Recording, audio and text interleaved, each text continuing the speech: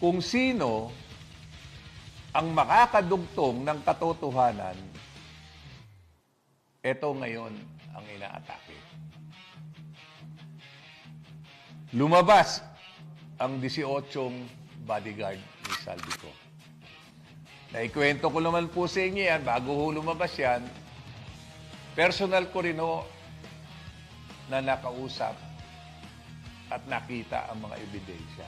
Ang kakapal ng mukha nyo. Detalyado po.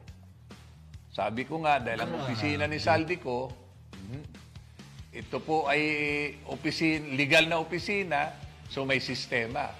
Kaya yung pagkukulik ho ng mga in-insert nila sa mga departamento, pag-approve, dinideliver po.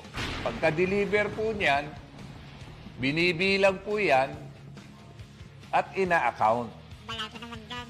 Dahil nire-report niya rin po sa mga dapat mapuntahan. Kayo ba dapat mapuntahan?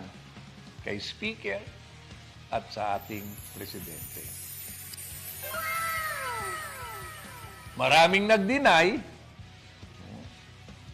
at ang oplan nila ngayon, sirain itong mga testigong ito. At itong mga testigo pong ito ngayon ay pinatawag ng ating NBI, si Matibag, imbis na ang imbestigahan,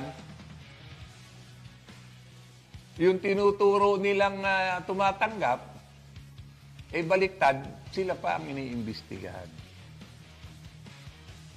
Ngayon, naintindihan ko na rin kung bakit nag-resign yung aking dating kaibigan na si Judge at dating pulis na si Santiago.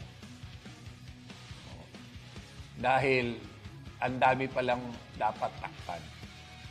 Hindi kinaya ni Judge Santiago, nag-resign sa NBI. At ito naman si Matibag, bigyan ko rin po kayo, ang asawa ho nito, congresswoman, na may malaki rin hong Mukha nyo. pondo, insertion sa public works. Hayop talaga! Kaya ngayon, dinidribble, pilit na kinukuble na huwag lumabas ang katotohanan. Inutil. Yan po ang nakakalungkot sa sistema ng administrasyon. Ano ba naman yan?